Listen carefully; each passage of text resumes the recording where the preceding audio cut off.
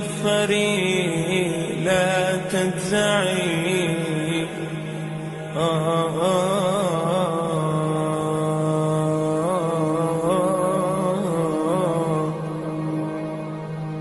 يا نفس إن لم تظفري لا تجزعي وإلى موائد جود مولاك ارعي يا نفس إن لم تظفري لا تجزعي. أعوذ بالله من الشيطان الرجيم. بسم الله الرحمن الرحيم. الحمد لله رب العالمين الرحمن الرحيم مالك يوم الدين. إياك نعبد وإياك نستعين اهدنا الصراط المستقيم صراط الذين أنعمت عليهم غير المغضوب عليهم ولا الضالين. Di sini diterangkan yang mungkin saya perlu terangkan lagi, besok ini kan akan mendekati sholat taraweh. Kan tersengaja ini kan mau dipun sepadakan wa tarawihi kholfa witrin wa maksihi. Nah itu maksudipun mriki kok awak dewek misalkan panjenengan sholat taraweh keri misalkan kanan usuli rong rakaat lah barang tersebut kan atau bisa rong rakaat bahasanya dewek karena wis bagi ndonga dewek kuno sembati anak imam sholat witir dewek nambahi sholat taraweh kan otomatis imam niate sholat witir dewek nggo genepaken sholat taraweh. Ngaten niku. Itu bagaimana? Ya wa ila fakhilaful aula mulayani tak utamaane wong jamaah. Jadi orang cara bahasa khilaful aula mriki nggih mboten parang sing kados ngaten niku. Cara bahasanya tatkala kita kok sholat imam sholat apa ya kita harus ikutnya sholat apa ngaten niku. Tapi tatkala kok prinsipnya nanti kok witirnya lagi tarawih lagi 12. Imam witirnya berarti kudu melu witir. Apakah nanti itu tarawih bisa digenepi malih sakwise nglakon salat witir? Ya tidak. Ya otomatis kita harus menyempurnakan terlebih dahulu salat tarawih. Sakwise sampurna baru kita ikut salat witirnya. Tatkala kok imam salat witir, kita ya tetap salat tarawih, tidak boleh jamaah sendiri, tapi kita dengan walaupun sahabatnya kan kadang-kadang orang kan isin tetone mbok wah pokoknya mbok tetone kepriwe berarti lagi pada donga salat tarawih rampungan 20 rakaat dhewek ngadeg nambahi 2 rakaat. Kadang-kadang kan sifat manusia itu kan mbok ndarani pakai karo kancane apa kepriwe itu solusinya nggak apa-apa kita sholatnya setelah imam sholat witir nggak apa, tapi di situ kita niatnya ya jangan imam kok niat witir kita niat jamaah dengan orang yang sholat witir, itu tidak. Ya kita sholat tarawih secara munfarid ijen dewek. Nah tatkala kita memang sudah selesai itu kita ikut jamaah sholat witirnya dengan imam nggak apa-apa. Nah itu itu salah satunya jenenge wa tarawih khalfa witir, ataupun sebaliknya sholat ini kan contohnya sholat tarawih nang gune sholat witir. Semalam sholat witir nang gune sholat tarawih iki mboten parang. Ngaten niku mboten parang, maksudnya misalkan panjenengan di sholat witir jamaah karo wong sholat tarawih niku mboten parang. Terus semono jadi intinya kalau harus seperti ini, sholatnya imam dan sholatnya makmum itu harus sama tujuannya, harus sama keadaan sholatnya. Sholat ada ya karo ada, maghrib ya karo maghrib, mboten kenging maghrib karo isya. Mboten kenging sholat ada karo qadha. Sholat jamak karo sholat napa jenenge sing mboten sholat jamak kosong sami, mboten cara sholat jamaah kanthi biasa, mboten. Misalkan panjenengan ziarah lunga kemudian mboten kudu ziarah. Ana wong jamaah sholat rombongan kuwi anu sholatnya jamak kosor. Panjenengan anu ora niat jamak. Nah, dan niku no siat sholat umum. Nyate kudu dadi makmum dhewek. Itu bagaimana? Itu ya tetap tidak diperbolehkan dalam nanti keutamaan jamak. Salatnya ngulang. Enggak, tatkala seperti itu kok misalkan anu ora ngerti. Kejadian mboten ngertos. Ternyata kok kira salaman kok rong rakaat kok aku salam. Ngaten niku. otomatis kan kita wah itu berarti beda. Ya nggak apa-apa, yang penting kita langsung niat dengan infirod, niat munfarid, niat keluar dari jamaah tersebut. Nah, itu nggak apa-apa. Contohnya malah misalkan kasusnya kalau contohkan harus ngaten. Misalkan ada murid ya, makmum, artinya jamaah karena dia ternyata kejadiannya misalnya orang lagi sholat sunnah badiatal, kita nggak tahu, kita ikut, ikut dikirain itu sholat duhur misalnya. Ternyata dia badiatal, kita nggak tahu. Nah, terus kita kan berdiri lagi, berarti nanti kita niatkan untuk teruskan dan niat sholat duhur sendiri. Intinya seperti ini. Tatkala misalkan ana wong seramung salat dan dhewe nemetaka dheweke padahal niat qobliyah nopo ba'diyah dhuwur misalkan ya. Ba'diyah dhuwur dheweke ana wong takbir lagi ba'diyah dheweke dandar mlebu langsung melu jamaah. Bahane lutek melu jamaah. Kan mboten mungkin secara sing ngarep piakon ba'diyah kan mboten mungkin. Kan mboten mungkin, otomatis secara tersebut itu karena ketidaktahuan kita. Nah, tatkala setelah tahiyat kan kita tahu dia kok salam, padahal kan baru 2 rakaat. Otomatis kan itu berbeda dengan kita. Nah terus kita harus dalam hati itu niat keluar jamaah, niat sholat dewek. Kayak bahasa tawaret, aku niat sholat maghrib dewekan. Kalau aku niat sholat jamaah kan dari salatan. Dan ini tatkala seperti itu, aku dalam pertengahan sholat kita, dalam pertengahan sholat tatkala kita mengetahui imam yang kita anut adalah berbeda dengan sholat kita, ya kita juga harus diniati keluar dari jamaah tersebut. Maksudnya pun terus cara aku niat menuju jamaah, aku terus niat cara di dalam hati loh ya, di dalam hati tidak boleh kita lesankan, itu tidak boleh. Jadi aku niat sholat dewekan, harusnya kemauan pun cekap. Dan yang penting dalam hati kita niatkan untuk sholat munfarid, cukup dalam hati. Malah kalau dilesankan ya otomatis malah jadi batal. Misalkan terus bahasanya ini dilaksanakan lah cara bahasanya aku niat sholat aku salah sholat jamaah kasih kata. Pokoknya intinya dalam hati langsung kita tertekan. Contohnya kasih kata, misalkan panjenengan imam makmum karo imam.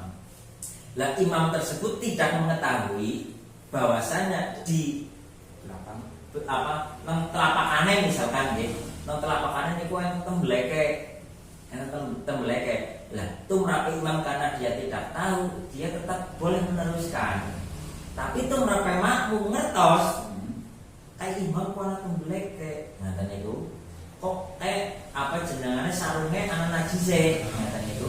Ya otomatis tatkala makmum yang mengetahui hal seperti itu, makmum tersebut harus keluar dari jamaah tersebut nek kepengin salate sah.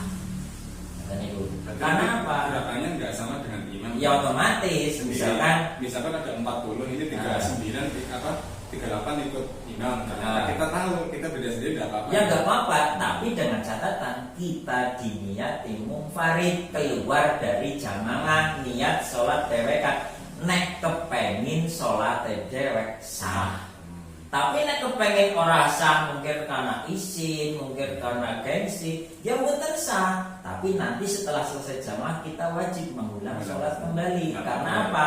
Hukumnya orang sholat betul, tapi dengan sholat yang disangka orang tersebut itu sholatnya tidak betul, ya otomatis akan ikut hukum yang tidak betul. Walaupun sesungguhnya imam kene kono dadi salate bener karena dheweke ora ngerti. Ngeten niku. Karena piyambake niku mboten ngertos yen sarunge misalkan enten ketibanan tembelek ayam apa napa enten kotoran najis dheweke mboten ngerti lan mboten enten ingkang ngelingaken. Ngeten niku. Dheweke tetep enjoy mawon, sah-sah mawon wong prisipe dheweke ngenan pun suci. Ngeten niku. Tapi tumrap makmum yang mengetahui imam itu batal sholatnya karena hal seperti itu, tatkala makmum itu kepengen sah sholatnya harus niat keluar dari jamaah dari sholat dewekan. Apa nggak perlu mengingatkan imam itu? Ya nak mengingatkan imam itu bagaimana? Mengingatkan imam kan bahasanya tatkala Mam, misalkan subhanallah itu kan gerak-gerakan sholat itu kan mungkin dalam segi tambahan rekaman. Lah nek ngelingaken jamaah apa tembelek kan nggak mungkin. Imam ya bingung. Padahal misalkan imam ini subhanallah tepok, misalkan yang setia nggak tepok kan itu kan ngelingaken yang umum dilakukan dalam keadaan dia sholat. Ini antara nek kurang sarkangan, nambah sarkangan, misalkan kan kesengatan. Tapi ku anak tembelek kayak delingaken nang tepok delingaken subhanallah. Bingung imame, ngene itu. Imame itu berarti kita mundur atau melakukan sholat sendiri ya. Melakukan sendiri kalau enggak yang enggak harus mundur dari posisi sholat enggak. Tetap dalam sholat tersebut enggak apa-apa. Melanjutkan sholat tapi kita melaksanakannya secara sendiri. Gue imam Arab jagung dapis maksane ngadeg ya tetap ngadeg. Dilalai dewek medot tapi gerakannya pada terus kalau imam diminta apa-apa. Tapi hukumnya tetap kita tidak jamaah, kita sholat sendiri. Itu tata cara. Masalah nilainya tadi maksudnya jamaah dengan sendiri tadi berarti kan kita mutus keluar sholat jamaah itu sendiri itu apa dapat jamaahnya atau sendirinya? Tatkala untuk menilai faedah dari orang yang jamaah terus keluar dari jamaah karena hal seperti itu, ya otomatis itu orang tetap hukumnya tidak berjamaah, tapi sholatnya jadi sah. Kan harus ngaten, sholatnya jadi sah daripada dheweke nerusaken jamaah, faedahnya uli jamaah, tapi wajibnya malah ora kena. Kan dihukum tidak ada suatu faedah sunat yang bisa mengalahkan wajib. Kan harus ngaten. Jadi orang bisa kok melu jamaah dewek salate ora sah, faedah jamaah tetap bisa ngonompang nambel wajib mereka salate batal, itu tetap tidak bisa. Lah kalau hal seperti itu, api kendi jamaah tapi batal, tak kalau salat dewek tapi sah, ya otomatis apik sing dewek tapi sah. Ngaten niku. Karena apa itu nanti akan berpengaruh dengan kewajiban kita gugur atau belum. Wis dilakoni nopo dereng. Masalahnya nek urung dilakoni ya otomatis dadi duwe utang. Wong jamaah sing mboten ngertos melu imam terus ngaten kuwi faedahe ora jamaah, tapi dheweke sing duwe utang salat. Karena apa? Hukumnya dia belum melaksanakan sholat. Karena apa? Sholatnya dia termasuk sholat yang tidak sah. Terus niku, nah niku solusine. Nek ngomong masalah faedah ya tetap faedahnya wong sholat dewekan. Tapi manfaat baiknya sholatnya dia jadi sah. Orang mau ngulangi sholat maning. Nek orang ngulangi jadi orang duwe kodok. Orang duwe utang sholat. Tapi nek jamaah ugemi fadilah jamaah wajib ditinggal karena sholatnya dia batal. Terus orang itu tidak mau tekan wis kayak apa sih dia utang. Walaupun wong liya menungsa liya kancane batire dulure ngerti nih kayak wingi mengi jemaah ya jamaah misa kayak berarti di sholat jamaah di sholat misa namungi jemaah orang desa utang sholat misa, padahal dia masih mempunyai hutang karena dia sholat tapi sholatnya orang sah. Nah sholat orang sah ya pada sami mawon yang itu ya nurung sholat. Jadi hukumnya wong sholat ora sah itu sami mawon kayak dene wong urung sholat. Kan harus niku. Sholat tapi ora sah pada hukumnya wong sholat.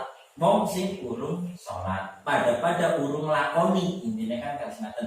Lah dampak kalian kewajiban itu sama-sama masih mempunyai hutang. Monggo kantun dijaga jamaah ya ben bener-bener golek jamaah bener.